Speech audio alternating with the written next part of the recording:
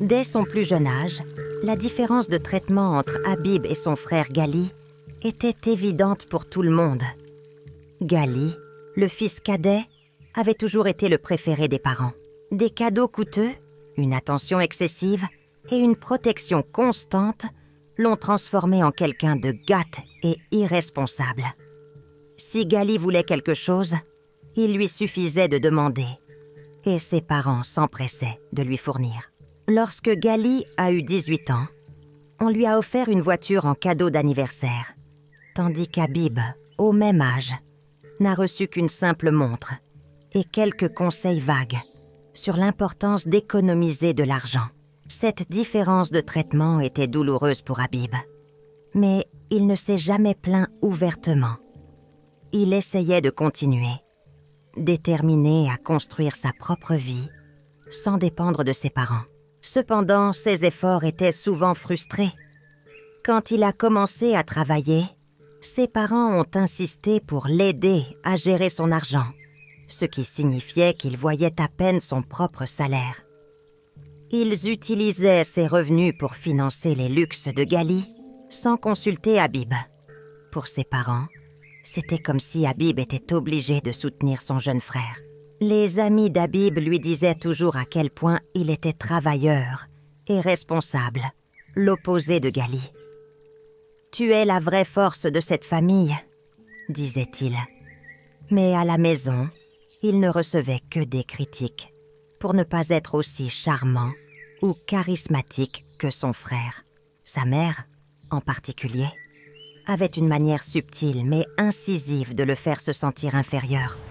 « Gali sait comment profiter de la vie, Habib. Tu devrais te détendre un peu, » disait-elle, ignorant complètement le fait que c'était Habib qui maintenait la famille à flot financièrement. Cela créait un sentiment de distance et de frustration chez Habib. Il sentait que peu importe ses efforts, il ne serait jamais suffisant aux yeux de ses parents. Gali était la star, et lui n'était que l'ombre. L'idée de couper les ponts avec sa famille n'était même pas une option à ce moment-là, car il espérait encore un jour être reconnu et valorisé pour ses propres mérites. Cependant, les graines du ressentiment étaient déjà semées. Lorsque Hana a épousé Habib, elle ne s'attendait pas à ce que la relation avec ses beaux-parents soit si compliquée. Dès le début, elle a remarqué le favoritisme flagrant qu'il montrait envers Gali. Mais à l'époque, elle pensait pouvoir le gérer. Elle ignorait qu'en faisant partie de la famille, elle serait rapidement entraînée au cœur de cette dynamique dysfonctionnelle. Les choses ont commencé à se détériorer juste après le mariage. Les beaux-parents d'Habib ne manquaient jamais une occasion de faire des remarques désobligeantes à propos de Hana. « Tu devrais mieux t'habiller pour Habib, ma chère. Regarde comme la femme de Gali est toujours si élégante, » disait sa mère avec un sourire qui cachait un venin amer. Pour Hana, ce qui la dérangeait le plus n'était pas tant les commentaires eux-mêmes, mais la manière dont ils agissaient, comme si le frère d'Habib était la norme de perfection à suivre. Peu importe ses efforts, tout était comparé à ce que Gali avait fait, comme s'il était le centre de l'univers. Avec le temps, les beaux-parents ont commencé à imposer des règles absurdes au jeune couple.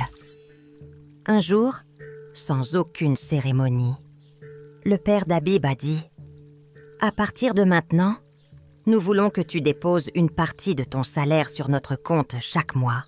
C'est ta maison familiale et tu dois nous aider. En plus, Gali n'a toujours pas réussi à se stabiliser. » La demande n'était pas une suggestion, mais un ordre déguisé en préoccupation familiale. Et quand Habib a refusé pour la première fois, ses parents étaient outrés, comme s'il avait commis une grande trahison. La pression augmentait chaque jour, ses parents essayant de prendre le contrôle des finances et de la vie du couple. La situation a atteint un nouveau niveau, lorsque les beaux-parents ont commencé à exiger qu'Hana vienne chez eux tous les 3 jours pour nettoyer, comme si elle était une servante à leur service. « Tu es à la maison pendant la journée. Ça ne te ferait pas de mal d'aider ta belle-mère. Après tout, Gali et sa femme sont ici et ils ont besoin de soutien. » insistait-il. Anna était choquée par l'audace de la demande, mais essayait de rester calme. Cependant, elle savait que quelque chose devait changer. Le traitement de ses beaux-parents affectait sa santé mentale et émotionnelle. Elle se rendait compte que s'ils ne prenaient pas des mesures radicales, leur vie serait modelée par le contrôle étouffant des parents d'Habib. Un soir, après un dîner silencieux, où ils étaient clairement tous les deux accablés par la pression familiale, Anna a finalement brisé le silence. « Habib, ça doit s'arrêter. Je ne peux plus vivre comme ça. Ils nous traitent comme si nous étions responsables de Gali. Et nous ne le sommes pas. Je ne suis pas leur femme de ménage. Et tu n'es pas leur distributeur automatique. » Habib, bien que toujours plus réticent à agir contre ses parents, savait qu'elle avait raison. Il voyait à quel point le comportement de ses parents pesait sur Anna et comment il continuait à la mépriser, malgré tous les efforts qu'elle faisait. Il acquiesça lentement. « Tu as raison, Anna. On ne peut pas continuer comme ça. Je pense qu'il est temps de couper les ponts. Ils ne nous respectent pas. » La décision n'était pas facile, mais elle était nécessaire. Il savait que couper les ponts avec la famille d'Habib signifiait à la fois une liberté et un fardeau émotionnel. Cependant, ils étaient prêts à le faire pour protéger leur mariage et leur tranquillité d'esprit. Au début, les parents d'Habib réagirent avec incrédulité. Ils ne pouvaient pas croire que leur « fils ingrat » en guillemets, oserait rompre tout contact. Ils ont envoyé des messages furieux et passé des appels menaçants. « Comment peux-tu nous faire ça, Habib? Nous sommes ta famille. Gali a besoin de nous. Et tu abandonnes ton frère et ta propre mère. » criait la voix de sa mère au téléphone. Habib est resté ferme, bien que visiblement secoué par la pression émotionnelle. Il savait que céder serait une erreur. Après des semaines de silence, Anna et Habib ont commencé à ressentir le soulagement de vivre sans les exigences constantes et les abus. Ils étaient enfin libres de vivre en paix. Ils ont réorganisé leur vie, se sont concentrés sur leurs projets et ont décidé de profiter de la vie ensemble. Pendant un certain temps, tout était calme. Cependant, la paix n'a pas duré longtemps. Quelques mois plus tard, les beaux-parents d'Anna sont réapparus. Cela a commencé par un appel téléphonique de la mère d'Habib, dont le ton était plus doux, presque suppliant. « Habib, il faut qu'on parle. Gali a des ennuis. Il a perdu son travail et est revenu à la maison. Nous avons des difficultés financières et nous avons besoin de ton aide. » Habib a pris une profonde inspiration, essayant de rester calme. « Maman, on en a déjà parlé. Je ne vais pas soutenir Gali. C'est un adulte et il doit s'occuper de sa propre vie. » La désespoir dans la voix de sa mère a grandi. « S'il te plaît, mon fils, tu sais comment il est. Il a besoin de nous et maintenant sa femme est enceinte. Nous avons besoin d'argent pour les soutenir. Et Anna, elle pourrait venir ici pour aider avec les tâches ménagères, avec tout ce qu'on traverse. » Habib se tourna vers Anna, qui était assise à côté de lui, le regardant attentivement. Il lui prit la main fermement et répondit sans hésitation. « Non, maman, je ne vais pas vous donner plus d'argent. Et Anna n'est pas la servante de qui que ce soit. Nous avons déjà assez aidé. Maintenant, c'est à vous de gérer les choses par vous-même. » Le silence à l'autre bout du fil était assourdissant. Habib ressentit le poids de sa décision, mais aussi la liberté qui en découlait. Lui et Anna savaient que la pression familiale reviendrait, mais ils étaient prêts à l'affronter ensemble. À partir de ce moment-là, les beaux-parents continuèrent d'insister, appelant et envoyant des messages, essayant de manipuler le couple pour les faire revenir à leur aide. Mais Hana et Habib étaient déterminés. Ils ne laisseraient plus la toxicité de la famille affecter leur vie. Après de longues conversations, Hana et Habib décidèrent que la meilleure solution était de se distancer complètement de la famille d'Habib et de déménager. Avec la prospérité de leur entreprise, l'idée de relocaliser celle-ci dans une autre ville devenait de plus en plus séduisante. Le couple commença à chercher une nouvelle maison dans une autre région. Un endroit où ils pourraient commencer une nouvelle vie, sans l'ombre des beaux-parents. Le déménagement n'était pas facile. Surtout parce que Habib, malgré tout, avait encore un lien émotionnel avec ses parents. Mais il savait qu'il devait protéger son mariage et la paix dans sa vie avec Hana. Ils organisèrent tout discrètement, n'informant que quelques employés de confiance du déménagement de l'entreprise. Leur plan était de garder l'emplacement secret jusqu'à ce qu'il soit complètement installé. Lorsqu'ils arrivèrent enfin dans la nouvelle ville, le sentiment de liberté était palpable. La nouvelle maison était grande, ensoleillée et située dans un quartier calme.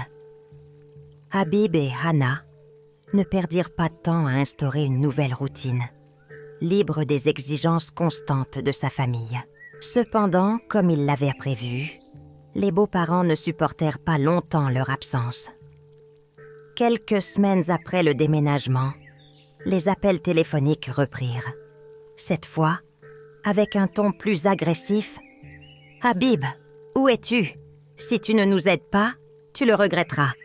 Nous découvrirons où tu es et je ne laisserai pas passer ça. Tu verras. » Les beaux-parents, furieux, dans un acte désespéré, engagèrent un détective pour retrouver le couple. Ce qu'ils ignoraient, c'est que ce même détective avait déjà été engagé par Habib pour s'assurer que leurs informations ne seraient pas divulguées. Frustrés par leur incapacité à retrouver leur fils, les beaux-parents devinrent de plus en plus désespérés.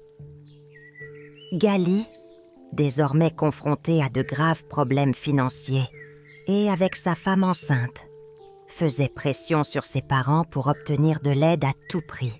Dans ce contexte, ils décidèrent de se rendre au siège de l'ancienne entreprise d'Habib, espérant provoquer une confrontation. En arrivant, ils firent un scandale, exigeant de parler au président de l'entreprise. « Nous sommes les parents d'Habib. Nous voulons lui parler maintenant. » criait la mère, complètement hors de contrôle. Les employés, ne comprenant pas ce qui se passait, étaient abasourdis. Le chaos était tel qu'un des managers, inquiet pour la sécurité de l'entreprise et de ses employés, appela la police. Lorsque les policiers arrivèrent, les parents d'Habib refusèrent de quitter les lieux et continuèrent d'exiger une rencontre avec leur fils. La situation dégénéra et ils furent finalement arrêtés pour trouble à l'ordre public. Ce fut un tournant décisif. Après cet incident, Hana et Habib trouvèrent enfin la paix qu'ils cherchaient. Plus d'appels désespérés, ni de pression pour aider Gali. Ils purent se concentrer sur leur nouvelle vie, travaillant ensemble et vivant en paix. Pour marquer le début de cette nouvelle phase, ils décidèrent de partir en vacances à l'étranger. Pendant le voyage, ils prirent une photo devant un manoir luxueux et l'envoyèrent aux beaux-parents, accompagnés d'un message ironique. « Nous sommes très heureux dans notre nouvelle maison. J'espère que tout va bien pour vous. » En recevant la photo, les beaux-parents et Gali étaient furieux, mais ils n'avaient plus aucun moyen de déranger le couple. Sans aucune information sur l'endroit où se trouvaient Hana et Habib, et avec toutes les portes fermées pour eux, les beaux-parents abandonnèrent enfin l'idée de tirer avantage du couple financièrement. Désormais, Hana et Habib pouvaient vivre en paix, libres des manipulations et des abus émotionnels de sa famille, prêts à commencer une nouvelle vie plus calme et plus heureuse. Waouh, quels parents et beaux-parents toxiques. En gâtant Gali, ils ont détruit sa vie et ont essayé de ruiner celle d'Habib et de sa femme aussi. Pensez-vous que des situations comme celle-ci existent vraiment dans la vraie vie? Ou est-ce juste un conte du désert? Dites-moi ce que vous en pensez dans les commentaires. Et après avoir commenté et aimé, je vous invite à me rejoindre dans la prochaine aventure, où les parents de Munir l'abandonnent dans une situation de vie ou de mort, mais un chef de gang le prend sous son aile. Cliquez sur la vidéo qui apparaît maintenant à l'écran et découvrez ce qui lui arrive.